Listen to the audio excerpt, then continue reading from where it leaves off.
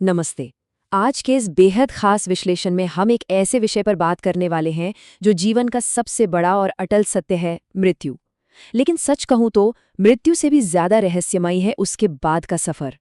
आज हम सीधे गरुड़ पुराण के पन्नों से एक ऐसे गहरे रहस्य को डिकोड करने जा रहे हैं जो स्वयं भगवान श्री कृष्ण ने पक्षीराज गरुड़ को बताया था। हम इस बात की गहराई में जाएंगे कि आखिर हिंदू धर्म में किसी का भी दाह संस्कार सूर्यास्त के बाद क्यों नहीं किया जाता। तो चलिए बिना किसी देरी के इस रहस्यमयी दुनिया में प्रवेश करते हैं। अब सबसे पहला सवाल जो दिमाग में आता है वो सीधा रूह को झकझोर सकता है। सोचिए, अगर रात के घुप अंधेरे में किसी का अंतिम संस्कार किया जाए तो उस आत्मा के साथ वास्तव में क्या होता है? ये कोई आम सवाल नहीं है। आज की हमारी ये चर्चा इसी खौफनाक और आध्यात्मिक सच्चाई से पर्दा उठाएगी। हम समझेंगे कि सदियों पुरानी इस परंपरा के पीछे सिर्फ कुछ मान्यताएं नहीं हैं, बल्कि एक बहुत ही गहरा, एक बहुत ही जटिल ब्रह्मांडीय विज्ञान छिपा हुआ है। तो चलिए इसे थोड़ा और करीब से समझते हैं। गरुड़ पुराण में दिन और रात की तुलना एकदम साफ तरीके से की गई है। बात जब दिन की होती है तो सूर्य सिर्फ उजाला नहीं देता, वो परब्रह्म का नेत्र है और आत्मा का सबसे बड़ा मार्गदर्शक माना जाता है। कहते हैं कि दिन के समय स्वर्ग के द्वार खुले रहते हैं और सूर्य की किरणें आत्मा को एक सुनहरे धागे की तरह पकड़कर ऊपर की ओर ले जाती हैं। लेकिन जैसे ही सूर्यास्त होता है, खेल पूरी तरह बदल जाता है। स्वर्ग के द्वार बंद हो जाते हैं, सात्विक प्रकाश खत्म हो जाता है और रात के अंधेरे में पाताल लोक की नकारात्मक और तामसिक शक्तियां पूरी तरह से हावी होने लगती हैं। इस पूरे कॉस्मिक रूल को समझने के लिए हम प्राचीन अवंती नगरी चलते हैं, जिसे आज हम उज्जैन के नाम से जानते हैं। वहां की एक बहुत ही मार्मिक कथा है। इस कहानी के दो मुख्य किरदार हैं। देवदत्त, जो एक बेहद ज्ञानी और निस्वार्थ ब्राह्मण थे, और उनका बेटा सोमन। सोमन अपने पिता से बेइंतहा प्यार करता था, लेकिन दिक्कत ये थी कि उसे शास्त्रों के गूढ़ ज्ञान और जीवन मृत्यु के इन नियमों के बारे में कुछ भी नहीं पता था। और उसका यही भौतिक लगाव, यही अज्ञानता आगे चलकर एक अकल्पनीय त्रासदी की वजह बनने वाली थी। देवदत्त के जीवन के उस आखिरी दिन की घटना बहुत ही दर्दनाक है। सुबह सुबह देवदत्त को अचानक बहुत तेज बुखार आता है। वैद्य आते हैं, लेकिन कोई भी जड़ी बूटी काम नहीं करती। जैसे जैसे शाम ढलने लगती है और सूरज लाल होकर क्षितिज के नीचे जाने लगता है, देवदत्त की सांसें उखड़ने लगती हैं। और फिर आता है सबसे दुखद पल। ठीक उसी वक्त जब आसमान में अंधेरा पूरी तरह छा जाता है, देवदत्त के प्राण निकल जाते हैं। एक इतनी पवित्र आत्मा का सूर्यास्त के बाद शरीर छोड़ना दरअसल इस पूरी कहानी का सबसे बड़ा टर्निंग पॉइंट है। घर में मातम छा जाता है।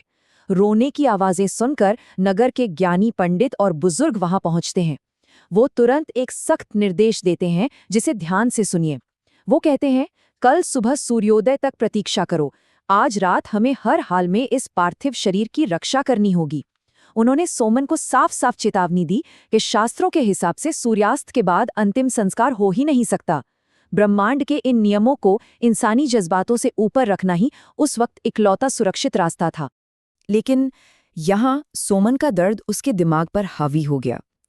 देखिए, उसके मन में कोई खोट नहीं था, ये तो बस एक बेटे का अंधा मोह था।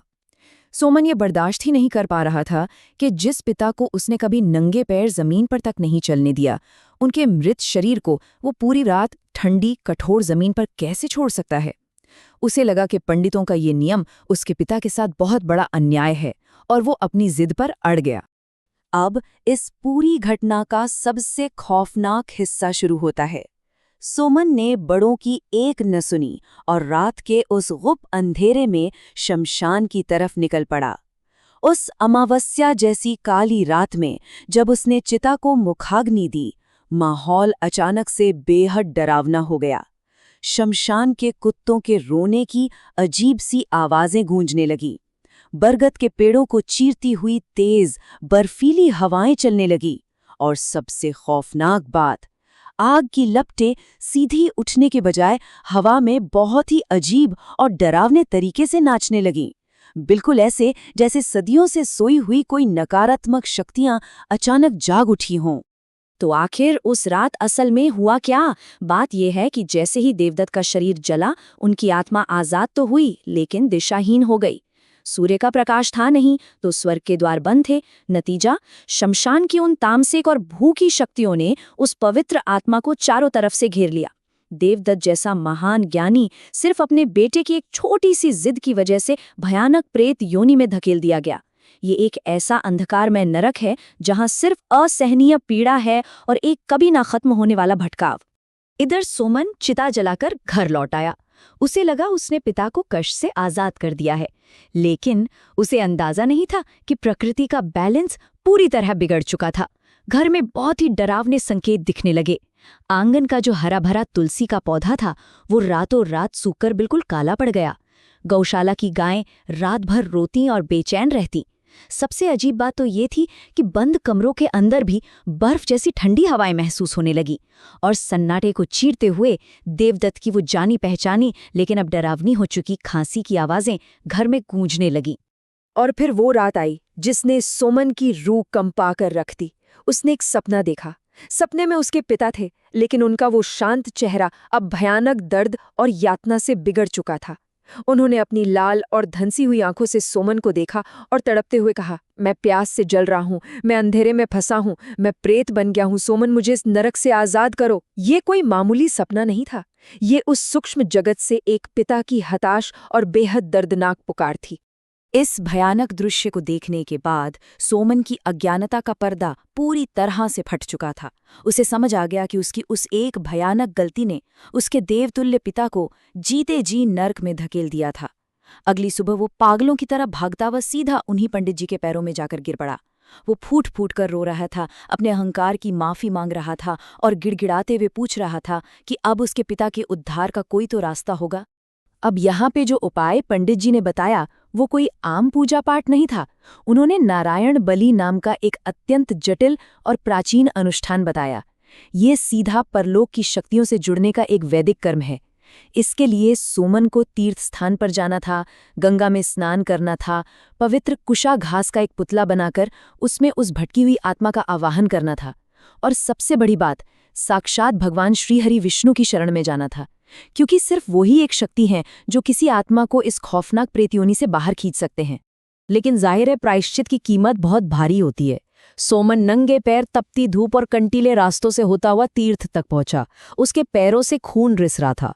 घाट पर पहुंचकर उसने लगातार 3 दिन और 3 रातों तक बिना अन्न का एक दाना खाए, बिना पानी की एक बूंद पिए कठोर तपस्या की। सोमन की ये हालत हमें ये सोचने पर मजबूर कर देती है कि जब हम ब्रह्मांड के नियमों को तोड़ते हैं तो उसका अंजाम कितना भयंकर हो सकता है और उसके पश्चाताप की आग कितनी गहरी होनी चाहिए।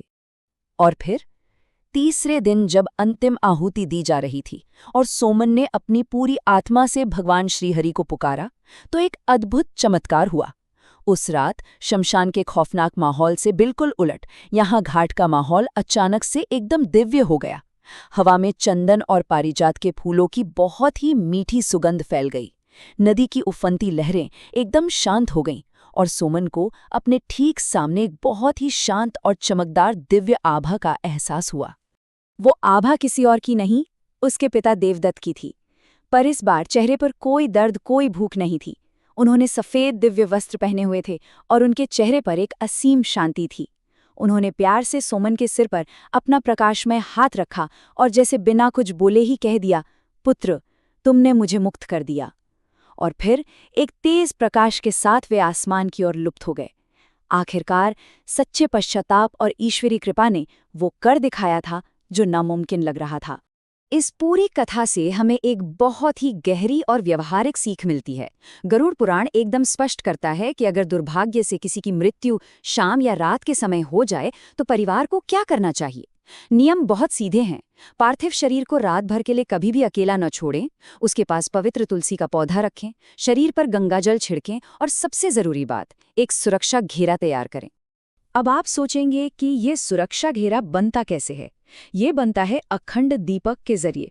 शरीर के सिरहाने तिल के तेल या घी का एक दीपक जलाया जाता है और ये ध्यान रखा जाता है कि वो रात भर बुझने ना पाए। असल में ये दीपक कोई साधारण आग नहीं है। रात के उस अंधेरे में ये साक्षात भगवान सूर्य के प्रतिनिधि के रूप में काम करता है। इसका ये छोटा सा प्रकाश एक कॉस्मिक शील्ड, एक सुरक्षा कवच बना देता है ताकि रात की वो नकारात्मक शक्तियां उस बेबस आत्मा पर कब्जा न कर सकें। तो चलिए इस पूरे विश्लेषण को एक बहुत ही गहरे सवाल के साथ खत्म करते हैं क्या मृत्यु वाकई सब कुछ खत्म हो जाने का नाम है, या फिर ये एक बेहद जटिल और संवेदनशील ब्रह्मांडीय यात्रा की सिर्फ एक शुरुआत है? गरुड़ पुराण की ये चर्चा हमें साफ तौर पर दिखाती है कि हमारी जो प्राचीन परंपराएं हैं वो सिर्फ कोई अंधविश्वास नहीं है। उनके पीछे एक बहुत ही गहरा आध्यात्मिक और वैज्ञानिक तर्क मौजूद है। इस ज्ञान को समझिए, इसे याद रखिए, क्योंकि सही दिशा हमेशा ज्ञान से ही मिलती है। हमारे साथ इस चर्चा में जुड़ने के लिए आपका बहुत बहुत धन्यवाद।